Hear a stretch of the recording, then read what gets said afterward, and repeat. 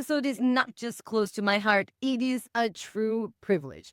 What if your pediatrician didn't just care for your child, but also cared for you as a parent? What if you never had to wait in a cold office again?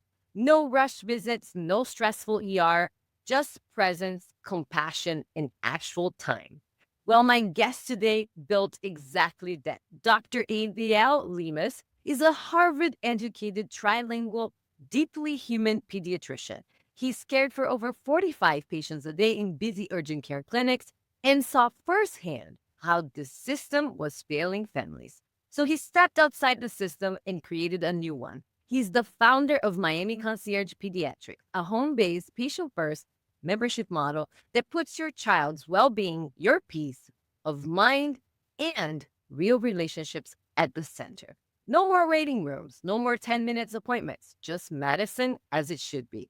And I can say this with my full heart. Dr. Lemus is my doctor. He's my daughter's doctor. He's been at our house in the middle of emergency. He's the kind of doctor who calls to check in. He's my favorite pediatrician, period. So grab a notebook because this episode is packed with realness, inspiration, and wisdom. Dr. Lemus, welcome to the show. Thank you so much for having me today. I'm excited. You are working in fast-paced urgent care, treating dozens of kids a day, but something told you this isn't it. Can you take us back to that moment when you realized medicine needed to change? Yeah, I sure can. It was not a good experience, not for the patient, for the baby, not for the parents at all, and certainly not for me, for the doctor. I used to come home worried that I had made a mistake. That's the truth. I was seeing so many patients so quickly. They were only another number, another chart for me, not a name, not a person. That honestly, I was forgetting things. When you're seeing 6 patients an hour, you don't really have time to think. And you certainly want to give your doctor a time to think, right? And they're taking care of your baby's life. It was an awful experience, really, where I just said, I'm not the kind of doctor that I trained to be. When I went to medical school, I wanted to form personal interactions. I wanted to get to know my patient. I wanted to use my brain and apply my love for science to medicine. And I was doing the opposite of that. I had become a type of medical secretary where if you had any issue, I would refer you out to another specialist. I wasn't even doing my job and answering questions. Moms just like you would have 500 questions. That's normal. That's your job to worry as a mom. And I know it's a common cold. And I would say, yeah, this is a common cold. But you, as mommy who worries, thought it was pneumonia, thought it was something very bad. And it's my job to tell you how it is that I know that this is only a common cold so that you can understand, so that you can be empowered over your child's health. And I wasn't doing that because I was pushing the mom out the door and said, I have to go to the next patient. So I created this where we have an hour, we have an hour and a half, we have all the time that we need to take care of your beautiful daughter and to answer your questions, to take care of you as mom, that you need to know what's going on. You need to feel reassured. You need to understand when to worry. And isn't that amazing that I tell you, if this happens tonight, call me at 3 a.m. Tell me that there's a new symptom. Tell me she's throwing up now when she wasn't before. And that's how we can practice better medicine. It's phenomenal. I can't tell you how much this actually puts me at rest just to have your number, to be able to talk to you, text you, and to collaborate on my daughter's care with you as well. Yeah. I love that. Okay, Dr. Lemus, let's back up just a little. Out of all the cities in the world, why did you choose Miami to build this dream practice? Well, I was born and raised here. I was born in Jackson Memorial Hospital here in the downtown. And my parents and my family are here. And I did travel the world when I was in all my studies and research. But eventually, my heart brought me back to home. I think there's a warmth about all of the Latin culture that we have down here. The mix of the Latin cultures, all of Latin America is represented. Brazil, Colombia, everything, right? I have Colombian, half Guatemalan. I'm a mixture myself. And I love that, the fusion and the warmth of the fusion that we have down here in Miami. It brought me back, and I'm happy that I'm back. I can see you and I share the same love for Miami. I'm not from here, but I feel like Miami is the best place in the world. Yeah. I've got to tell you, and our listeners, when my daughter and her friends play doctor, they literally say, call Dr. Lemus. Even her friends who aren't even your patient say it too. You're part of their imagination when they play. That says everything about the impression you've left on this community. One time, my daughter Vivi had an ear infection, and she came to you and asked, "Can you fix it, please?" And she wasn't even scared. That level of trust, especially from a child, is rare. That's the kind of bond you've built, not just with us, but with the whole community. And it's not just my daughter you've helped. I remember a time I had an emergency situation myself, and you treated me right in my own home. You've helped me avoid a costly, stressful visit to the emergency room. That experience completely shifted how I think about healthcare. You show up when it matters most, not just as a doctor, but as a lifeline. Honestly, I won't even consider moving houses if it's outside of your service area. That's how much you're a part of our family. I'll never forget when my husband got sick right around Christmas and you came over fully equipped, wearing protective shirt covers and everything. My dogs love you too.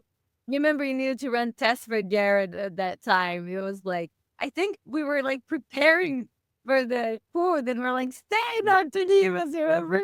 I remember. Those are the days you get sick, right? On the holiday, on the weekend, at night, and it's my honor that I can be there in those very intimate moments, and I can be a part of your family. I think you've met my mom, my dad, like my own family. That's the beauty of it. This is really why you go into medicine, to form relationships and to help at those moments when you're most vulnerable, right? When your patients are most vulnerable. And I love that I can actually, now I know the grandparents and I meet them on both sides. I know the mom, the dad, I know the siblings, I know the pets, I know everybody in the home. And it's actually important to be a better doctor, to really understand the social support that there is or that there isn't, to understand the dynamic when you want to put a child on a special diet so that maybe they can gain weight because they're underweight, or the other way around, they're a little overweight. We need to change the diet. You need everyone on board. You need grandma on board. You need granddad on board. You need everyone there. And I love that I can go into your home and be there with everyone at the same time. And that really happens. And it is type of service. When I was working at a clinic, that's impossible. You can't bring the whole family into the room. So it's truly a different way of practicing medicine. So, Dr. Lemus, there are lots of practice out there, but very few like yours. What's the heartbeat behind Miami Concierge Pediatrics? The relationships that we're forming. I think that intimacy is that bond, as you said, which in the end translates into trust, right? That's the heartbeat. I think all doctors are motivated with this at the beginning of their careers. We go into medicine because we care about other people and because we want to help them at their most vulnerable state.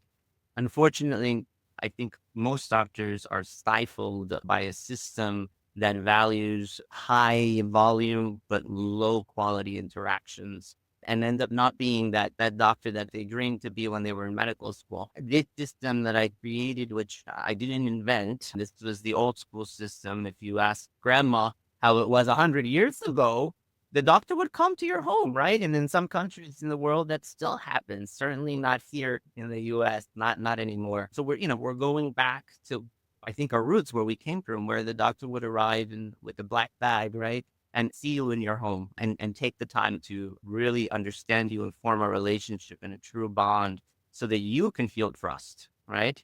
That's the heartbeat. All right. So, this is not healthcare reimagined. This is rediscovering healthcare as it should be, right? Yes. Okay, so let's talk about entrepreneurship. It's one thing to be a doctor, it's another to be a founder. What's that journey been like for you? Humbling. I think that's the word. I did not go to a business administration school. I did not even dream about this when I went to medical school. I honestly was a nerdy scientist growing up. I used to go to the science fairs, and I used to go to the universities and knock on professors' doors and say, "Hi, can I do some science experiments here?" I just love science. That's who I was. And fast forward 20 some odd years, I'm founding a business, right? And so it's been very humbling. I didn't know about marketing and I didn't know about sales and I didn't know about customer service. And these are things I've had to learn along the way. But I think with the drive, always knowing what the heartbeat is and not forgetting that it is to provide an excellent medical care, then you can learn the rest if you are willing to do it. So it's been a process. It hasn't been easy at all. I can't say it was innate for me, but I'm developing those skills in the last few years as I've had to in order to create this wonderful service to the community. We were talking a little bit before the recording. You were telling me a little bit about the pivoting things that you've done previously. Would you be open to talking about that? Of course, I think that's super important for me. I think for any other doctor listening out there that wants to be independent and create something of their own, it's really important to listen to the market also, right? I learned that very quickly. I had an idea that was close to my heart and I really thought I was going to come out here as Superman to change the world. And I'll tell you a little bit about it. It was really about helping working mothers. There's a huge problem that I'm sure you know about when you send your child to preschool, to daycare, they get sick. It's, it's a petri dish out there, right? It's you get sick with all Oh my fire. God. Oh my God. Yes. Yeah. Well, an interesting fact is 90% of those illnesses, they don't require actually exclusion from daycare. Most of them, believe it or not. Ringworm, for example, you put antifungal on it and you cover it up. You can stay in school, right? You're not supposed to have it flashing around and infecting everyone else. You can cover it and stay in school. But the preschools and the daycares, they don't have medical professionals. So they just send call. Mom has to leave work. Mom has to wait to see the doctor the next day. That's the second day she has. It's a process to get them back into school, only for them to get sick next week. My first concept was to bring nurses and telemedicine into the daycares and the preschools in order to solve these problems right then and there and not even have the child have to leave school. And it's a wonderful idea, right? It sounds amazing. You're like, this is great. But guess what? We were piloting it at a few schools in the community here in Brickell, and it wasn't working. It just didn't work. It didn't take up. I was trying to sell something that the public wasn't even looking for. They didn't know they needed it. So it was a difficult sell. And the business was not going in the right direction. But I got a call all of a sudden. I said, we see you go to the schools and do that, but my child is sick at home. Can you come do a house call and see my baby at home? And I said, sure, right? Rule number one in business. The answer is always yes. Yes, yes, we can do it. But yes, we can for one. So I went and I did my first house call, and then I started getting more and more calls just like that. And then I saw what the market was speaking to me. And so I pivoted very quickly. It wasn't even 3 months, I think, that we were piloting the other programs. And then this took off. This exploded. It was obvious that this is what the market wanted. So as much as you can have, a wonderful, the best idea in the world on paper and in theory, once you're out there, listen to the market. Don't be stubborn. Don't say, I want to do this and I want to do it this way. Listen, you may be still doing something similar, but with a slightly different flair, and that's what the market is asking for. And so then you solve that problem, your business is gonna work. That's brilliant. Everyone's talking about AI, Dr. Lehman. Are you using it in your practice? What's your take on its role in medicine? You're not gonna like my answer. I'm a big proponent of AI, right? I know. That's why I said you're gonna like what? No, but I'll be honest. AI has its function, I think, in the medical field. AI can help me, keyword, can help me analyze the EKGs, the electrocardiograms, right? It can maybe even help me analyze X-rays. The ability of AI to help in the medical field is just exploding, and I can't wait to see what it can do. However, in my business, I'll be very honest, right? In the practice that I've created that sort of tries to combine modern medicine, but with an old school feel of the doctor coming to your home, a time-honored tradition here of that house call. I try to stay away from automating things because that's the opposite of what the feel that I want to give. You love me, right? I thank you for all the great. I know you love me, but it's because you call, you don't have a robot answering saying, what are your symptoms, right? you have Yeah. your healthcare advocate picks up if you know it's not super urgent, right? And you're not calling me directly, it's a human who's going to say, hey, what's going on? How can we help? Immediately. We don't send you to a voicemail. We don't. And if you need me, you have my direct extension, right? You speak to the doctor immediately. And so I think AI does not have a role there. Yeah. They in this world, it's the actual thing that makes you different. And now it makes me sound that exactly that I want automated. Different from Yeah. everyone else. So What's it for me?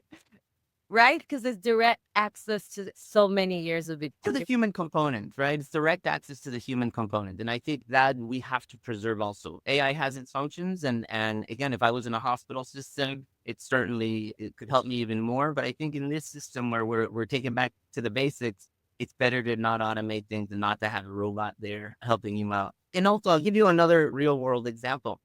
And it goes back to knowing your families and knowing them so well that I can know if a certain treatment plan is going to be executable by this family versus that family. I know your work life. I know your stressors. I know, like you said, the in-laws. I know if it's going to be a problem. The It's family pressures. family fresh. I know all of that. So sometimes I have a treatment plan that I know is not going to be, you're not going to be able to execute it, right? And so AI might be the smartest at giving you the right treatment for sinusitis, right? And it's going to say, these are the symptoms. This is the treatment plan. And we could spit it out to you, but AI doesn't know you personally. They're not going to know that grandma's in town and that plan is not going to fly with grandma. And That's amazing. I never thought about that. And so I would tailor it. I would say, you know what? I'm not going to say this, but I'm going to say that. I know that is going to work with their family dynamics, and it's a good alternative to the other plan. And that's the human component. And you're right. Like the best treatment plan is not just the best treatment, is the one that you can actually implement in your family. Wow, you're just dropping wisdom bombs there, doctors. If you guys are listening to Dr. Lemus, you better be taking the notepad and writing it down. Because that's great, great advice. All right, Dr. Lemus, let's hit some rapid fire questions. Uh-oh. For a doctor who wants to start their own practice, what you think they should do? Quit your job immediately. Yes. I know a lot of colleagues out there, and I'll be very honest. They were trying to do the same thing. They have not succeeded because they're still working a full-time job or a part-time job. You're going to be an entrepreneur. Burn out. Yeah. Well, you can't dedicate your full time. I mean, if you're going to be an entrepreneur, you need to drop everything else and devote your heart, your blood, your oxygen all to your baby. It's really like my baby, right? And you have to grow it through infancy and to being a toddler and eventually to being a more mature child and eventually a mature adult, right? That's what you want to see with your business. You can't in an infant thing, you were there every minute of the day with your baby, right? You can't let them go for a single minute. That's how it is with a business at the beginning. And that's the honest truth. And that's why it's not for everybody. It's a 24/7 job, definitely at the beginning. And yes, my first piece of advice for a doctor that, wants to become independent is, unfortunately, the reality is you got to drop the other job. You really do. So you need to have your savings in order to be able to do that. And that is step number one. Okay. For a business that wants to stand out with experience, what would you think should be their next first move? To stand out versus other places that have experience? Yes. Again, it's not about how perfectly you execute things at the beginning, the service component that has to be there. But what really, really has to be there is that personal connection. I was starting a business and you know that. So sometimes things have not been perfectly smooth. It's the truth. Let's be honest. Nobody's perfect. And we're learning as entrepreneurs at the beginning, but you learn from the mistakes. If something wasn't smooth, you go ahead and you say, hey, I'm sorry. And this is what we're doing to remedy the issue. But you're understanding as the client because I built trust already. So the first thing, the most important compared to other places that have 15 years of experience, 20 years, they've been doing it forever, is just that bond, that connection is the utmost of importance. Because once you build that, you can make sure and they're on the service and you can ameliorate them. It's the truth. That's the truth for every business. Someone's afraid to charge their worth. What do you recommend?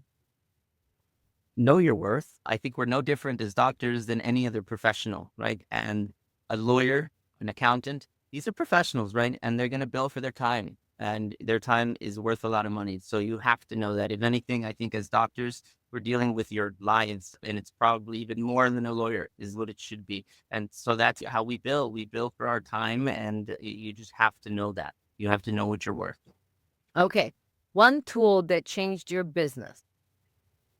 I'll tell you one tool that has changed my practice as a pediatrician that wants to build trust and bond with the children, right, is virtual reality. So we haven't used this yet on Vivi because we haven't had to do a vaccine in a very long time. She's all up to date now.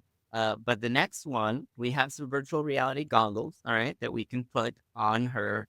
And she can dive into a world that's not here. She can forget about the needle that's coming her way, and it's actually coordinated. It's pretty cool. The virtual reality is coordinated so that what we're doing, either myself or the nurse, goes with what's happening in the VR. So she thinks she's swimming in the ocean, and she dives in, and they say, "Feel the cool waves," and it's really the alcohol that we're putting. That do you see fish swimming? And so we kind of look at the fish. They're coming over to nibble on you. You're gonna feel a little nibble. Get ready, get ready, get ready. And then we coordinate it so that she'll go, "Oh, that was the fish that nibbled on my shoulder." Okay. That's And phenomenal, yeah, Dr. called Lehman. Smiley Scope. They are a phenomenal company, Smiley Scope. I can be proud to say that I'm the first pediatric practice down here in South Florida that adopted this technology. No other pediatricians are doing it just yet, but we want other pediatricians to do it. It's just a better experience for the child getting a vaccine. And so if your child is out there and due for some vaccine, and ask your pediatrician if they have the Smiley Scope. And if they don't, they need to get it. It's now a part of pediatric care. Oh my gosh, that's so cool, Dr. Lehman. Well, Dr. Lemus, thank you for not just what you do, but how you do it. Thank you for who you are, your integrity, your warmth, your courage to reimagine what healthcare can be. You've touched our lives far beyond medicine, and I'm truly grateful for the heart you bring into every home, every visit, and every life you serve. You're definitely redefining healthcare for me and for others. And you're reminding us what medicine is really all about. To learn more, visit lemuspediatrics.com. All right, follow Dr. Lemus on LinkedIn. He's also on Instagram, and call the practice number 305-925-7533. Let them know that you watched it on the podcast and you would like to book a visit. And if you love this episode, share with someone who deserves better care. And hey, if you want to be a guest on the Entrepreneurial podcast, or you're ready to launch your own show, visit InteliArt.ai/be my guest to apply. If you are an amazing entrepreneur with an established track record and want to share your story to inspire others, we would love to hear from you. Stay connected, stay purpose-driven, and as always, stay unstoppable. Thank you so much. Thank you. Thank you so much for having me.